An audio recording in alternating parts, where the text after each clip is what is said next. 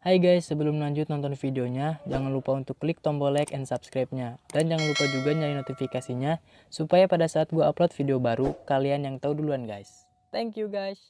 Assalamualaikum warahmatullahi wabarakatuh.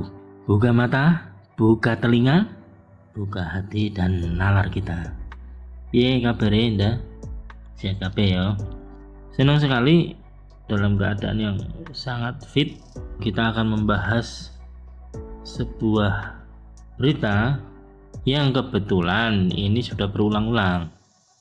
Jadi tadinya saya tidak terlalu tertarik membahas ini, tapi karena ini sudah diulang beberapa kali nampaknya serius sekali gitu.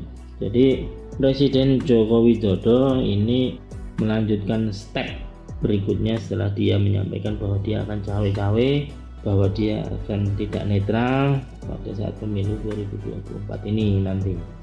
Nah, stepnya ini menyampaikan bahwa beliau mengatakan beberapa kesempatan ini, jadi sudah beberapa kali, minimal saya catat sudah lebih dari 3 kali menyampaikan bahwa jangan keliru. Nah, keliru itu jangan salah memilih presiden di tahun 2024 nanti, karena apabila salah dalam waktu pemilu ke depan ini dan pemilu depannya lagi, maksudnya memang 2 pemilu ini, maka Indonesia akan jauh dari kesempatan untuk menjadi negara besar, negara dengan penghasilan besar. Reasoning dari Presiden Jokowi itu karena di tahun-tahun ini sampai 2034 2035 itu kita mengalami bonus demografi, pertambahan penduduk secara signifikan dikarenakan banyak angkatan muda yang lahir, yang muncul. Ya, kita ketahui pemilu saat ini pun pemilih muda milenial itu ya sudah hampir 60%. Jadi yang milenial itu hampir 60%, jadi sangat besar sekali. Makanya ini nanti jadi bonus demografi yang kalau tidak bisa dimanfaatkan ya hancur. Negara ini tidak akan menjadi negara yang maju, ini akan menjadi negara yang per kapitanya di atas 10.000 triliun per tahun. Kalau nggak salah begitu. Artinya membedakan bahwa kita ini hari ini termasuk berpenghasilan tidak terlalu tinggi, medium cenderung rendah ya. Harapannya Pak Jokowi ini pemimpin yang ke depan ini pemimpin yang bisa membawa negara ini lebih maju. Jangan sampai salah memilih presiden. Jadi analisanya begini. Yang pertama, jangan sampai salah memilih presiden.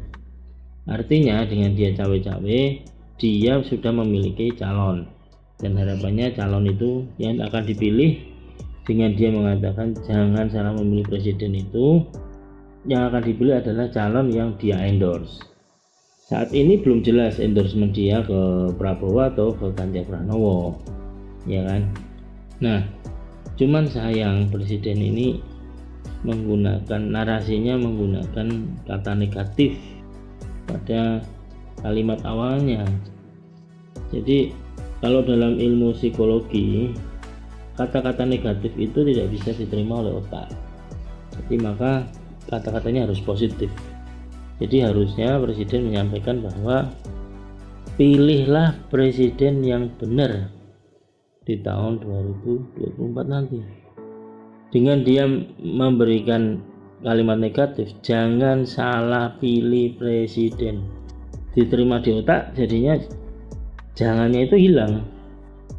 Maka salah pilih presiden ini terkait dengan cara kerja otak, menangkap NLP ya, Neuro Linguistic Program, bahasa-bahasa yang bisa diterima oleh otak seperti apa. Seharusnya presiden tidak menggunakan kata jangan di depan itu. Saya kasih contoh.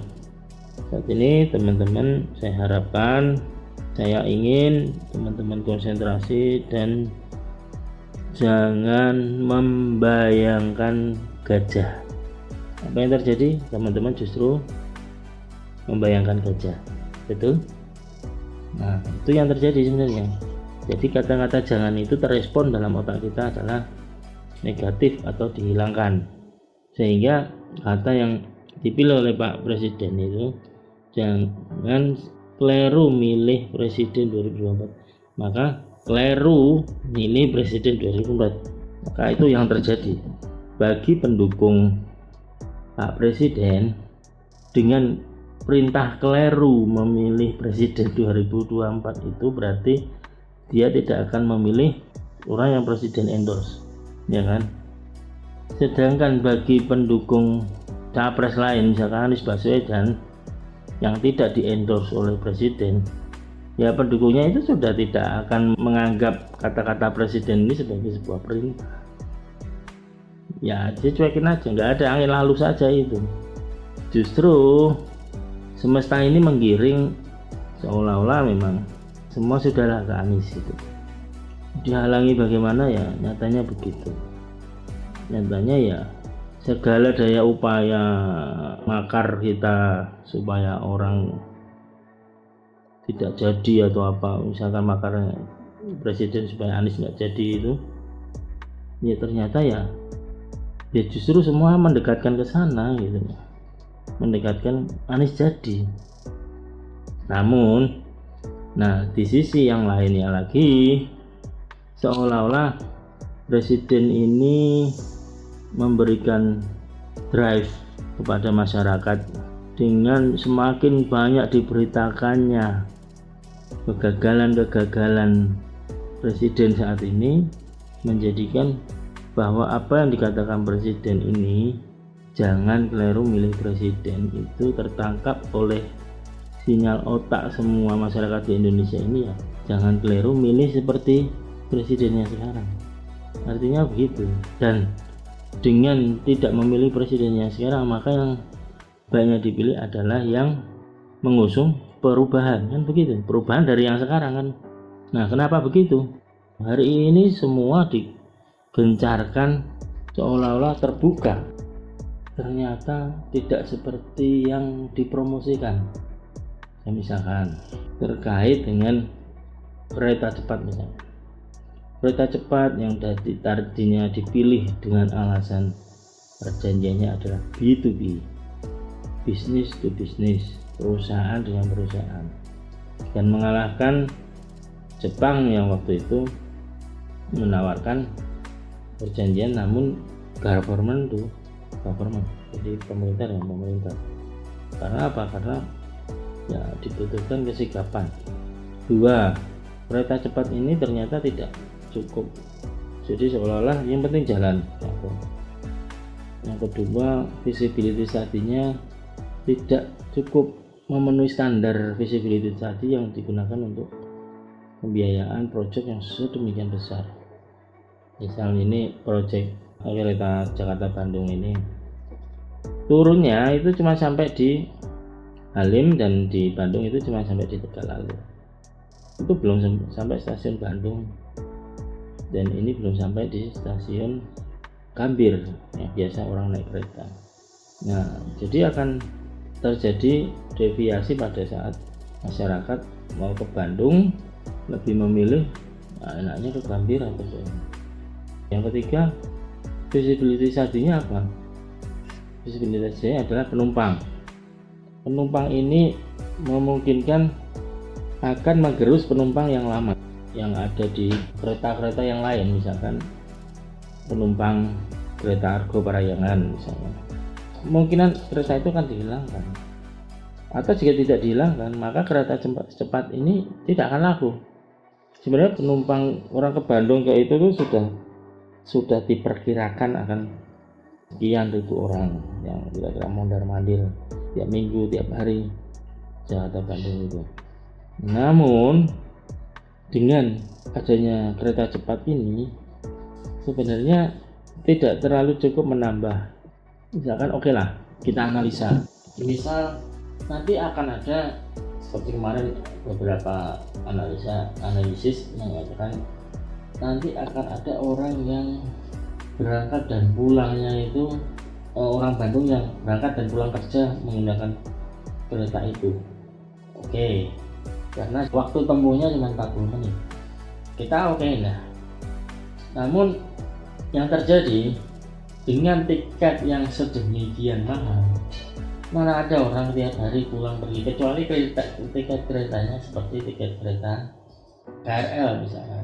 Dengan tiket kereta yang ya dengan harga bombastis, nggak mungkin ada orang pulang pergi tiap hari naik kereta cepat tersebut. Ya paling nggak ya seminggu sekali lah. Sekali ada keperluan pulang, oke, nggak masalah. Tapi kan tidak terlalu menambah banyak orang yang akan mobilisasi di Jakarta Bandung tersebut. Sedangkan jika misalkan orang yang di kota ya akan memilih ke Argo Parahyangan kan gitu. Orang yang tinggal di Tangerang yang di apa yang dari Bandung ya memilih menggunakan travel itu kan, dan lebih murah daripada kereta cepat itu. Makanya ini seolah-olah akan menjadi proyek ambisius yang tidak didasarkan atas feasibility study yang bagus.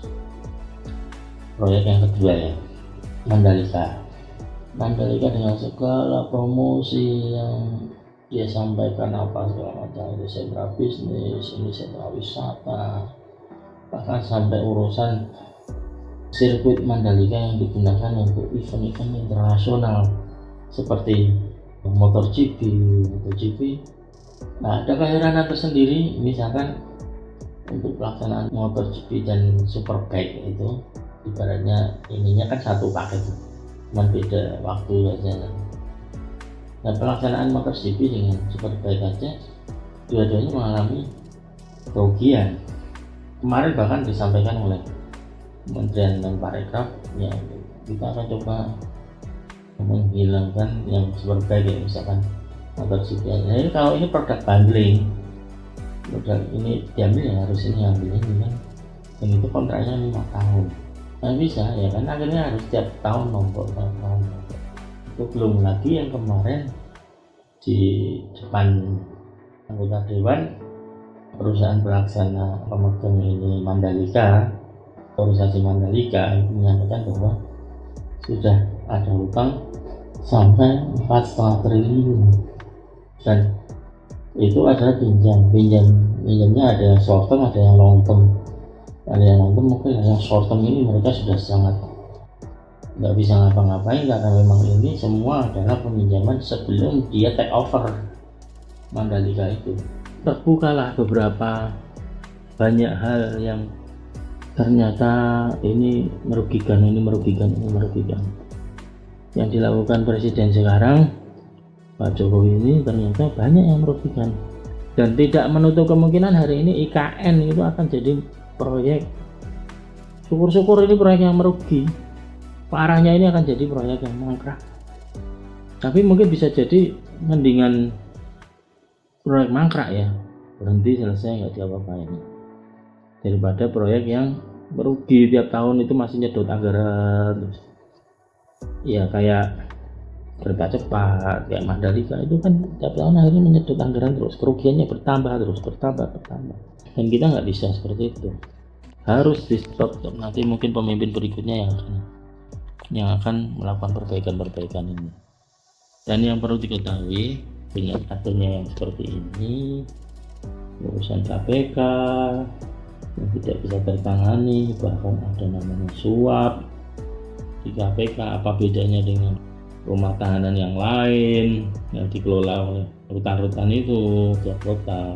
Ada suap, ada apa, ada di KPK masih ada suap. Ini kan memalukan kan. Dan siapa leadernya di sini? Leadernya presiden.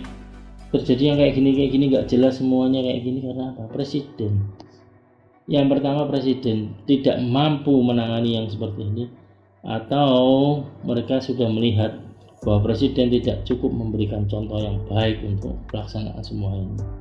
Hukum yang seharusnya ditegakkan tanpa tebang pilih, tanpa adanya ini hukum untuk siapa, ini bagaimana, ini seperti apa, tapi bagaimana supaya hukum ini benar-benar dijalankan dengan baik dan benar. Namun kenapa hari ini seperti ini? Bisa jadi ya karena presidennya memberikan contoh yang tidak baik dan tidak benar. Urusan cawe-cawe, urusan tidak netral, urusan membiarkan partai politik dicopet oleh anak buahnya. Ya itu apa ya? Itu hal-hal yang sangat naif menurut saya. Tidak memberikan contoh. Kita dulu waktu reformasi menggaungkan anti KKR, korupsi, kolusi, dan nepotisme. Nepotisme ini menjadi hal yang sekarang biasa terjadi. Presiden anaknya wali kota, anaknya mantunya wali kota, mantunya menyalon wali kota juga. Ya sudahlah, kalau menurut saya sudah nggak presiden ya bisnis lain, apa ikut membantu di tempat lain. Kalau dulu zaman Pak Harto, yang dikhawatirkan adalah misalkan anaknya menggunakan tangan orang lain untuk berbisnis, untuk melakukan pendekatan dengan pemerintah. Itu sudah dianggap tabu, itu sudah dianggap tidak baik. Sekarang pemerintahnya semua berbisnis. Zaman dulu menteri tak berani berbisnis, jadi dia menyuruh kerabatnya untuk berbisnis. Kalau sekarang enggak, semua menteri berbisnis. Nah itu yang terjadi di negara kita ini. Makanya nanti akan dinilai oleh masyarakat Indonesia secara keseluruhan. Semakin presiden mengatakan jangan keliru memilih presiden 2024, jangan keliru memilih presiden, semakin digaungkan seperti itu, maka jangan memilih presiden seperti Presiden Jokowi. Jangan memilih presiden yang di-endorse oleh Jokowi. Dan itu adalah Anies Rashid Baswedan. Tetap kita syukuri perbedaan dan ikhtiarkan persatuan. Assalamualaikum warahmatullahi wabarakatuh.